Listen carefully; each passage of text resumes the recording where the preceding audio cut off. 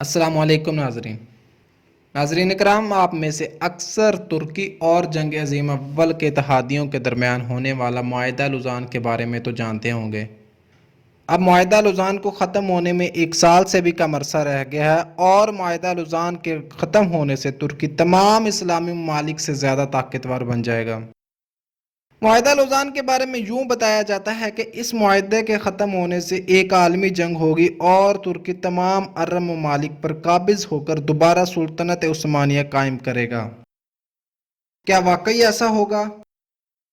کیا واقعی آج کے دور میں یوں ممکن ہے؟ کیونکہ مغربی ممالک ہرگز یہ نہیں چاہتے کہ سلطنت عثمانیہ پھر سے قائم ہو اور اسلام کا بول بالا ہو۔ آج ہم معاہدہ لوزان سے جڑے چند ایسے حقائق سے آپ کو آگاہ کریں گے جو شاید 2023 میں سچ ثابت ہو سکتے ہیں۔ ناظرین اکرام، 24 جولائی 1923 کو سوئٹزرلینڈ کے شہر لوزان میں ایک معاہدہ طے پایا جس کے مطابق سلطنت عثمانیہ کو ختم کر کے کئی چھوٹے ممالک بنائے جائیں گے۔ یوں قدیم سلطنت عثمانیہ کو ختم کر کے 40 سے 45 ممالک بنائے گئے، جن میں سعودی عرب، ایران، عراق اور شام جیسے اسلامک ممالک بھی شامل ہیں۔ ناظرین اکرام، اس زبردستی کے معاہدے میں ترک فیلڈ مارشل مصطفیٰ کمال، جو کہ انقلابی سیاستدان اور مصنف تھے، اس کا بڑا ہاتھ تھا۔ انہوں نے انگریزوں کے ساتھ مل کر سلطنت عثمانیہ کا خاتمہ کیا اور ترکی کو معاہدہ لوزان کی سخت شرائط ماننے پر مجبور کیا۔ ناظرین اکرام، معاہدہ لوزان کی شرائط میں یہ شامل تھا کہ سلطنت عثمانیہ کو ختم کر کے کئی ممالک بنائے جائیں گے اور ان میں اسلامی نظام ختم کر کے ان کی جگہ سیکولر ریاستیں بنائیں۔ مسلمانوں کے خلیفہ کو ملک بدر کر کے ان کی تمام جائیداد ضبط کر لی جائیں تاکہ بعد میں اسلام کے لیے بغاوت کا کوئی چانس نہ رہے۔ ترکی اپنے ملک کے قدرتی ذخائر یعنی آئل بھی نہیں نکال سکے گا۔ چوتھی شرط کے مطابق ترکی کا افنائے واسفارس، جو کہ دنیا بھر کی بحری تجارت کے لیے استعمال ہوتا تھا، ترکی اس راستے گزرنے والی بحری جہازوں سے کسی قسم کا کوئی ٹیکس وصول نہیں کرے گا۔ اب یہ الگ بات ہے کہ یہ معاہدہ 100 سال کے لیے تھا۔ اب معاہدہ ختم ہونے پر ترکی افنائے واسفارس پر اپنا حق جماتا ہے کہ نہیں؟ اگر ایسا ہو جاتا ہے تو ترکی کی آزادی کے لیے یہ ایک بڑا قدم ثابت ہو سکتا ہے۔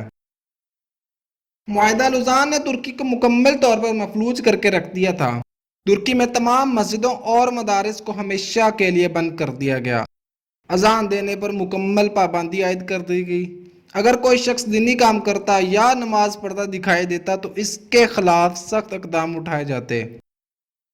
یوں ترکی میں سے اسلام کو مکمل طور پر ختم کرنے کی سازش کی جا رہی تھی۔ ترکی میں اسلام کا اندھیرا 80 سال تک رہا۔ پھر طیب اردگان نے اپنی حکومت میں آنے سے مساجد کھلوائی اور دوبارہ اسلامی ریاست بنانے کی کوشش کی۔ طیب اردگان کو اس عمل سے پوری دنیا کی مخالفت کا سامنا کرنا پڑا، لیکن طیب اردگان نہ جھکے۔ اب طیب اردگان کو دنیا بھر کے مسلم لیڈر کے طور پر جانا جاتا ہے۔ اب سوال یہ ہے کہ یہ معاہدہ لوزان کے ختم ہونے پر ترکی پر عائد تمام پابندیاں ختم ہو جائیں گی اور ترکی ایک بار پھر سے سلطنت عثمانیہ بنانے میں کیا کامیاب ہو پائے گا؟ ناظرین کرام، اگر حقائق پر مبنی بات کریں تو اس سوال کا جواب نفی میں ہوگا، کیونکہ سلطنت عثمانیہ بنانے کے لیے ترکی کو تمام اسلامی ممالک خصوصاً عرب ممالک کا ساتھ درکار ہے۔ لیکن عرب ممالک ہرگز یہ نہیں چاہیں گے، کیونکہ ایسا کرنے سے ان کی خود مختاری ختم ہو جائے گی اور تمام ممالک ترکی کا حصہ ہو جائیں گے۔ 2023 میں وہی 100 سال پرانا واقعہ پیش آ سکتا ہے جب اپنوں کی غداری اور بے وقوفی سے مغربی ممالک کامیاب ہوئے۔ لیکن معاہدہ لوزان کے ختم ہونے سے ترکی اپنے پاؤں پر کھڑا ہو سکتا ہے، اپنے ملک کے ذخائر استعمال کر پائے گا اور معاشی طور پر مضبوط ہوگا۔ افنائے واسفارس سے گزرنے والے بحری جہازوں پر قابض ہو کر 20 سے 25% دنیا کی تجارت کنٹرول کر سکتا ہے۔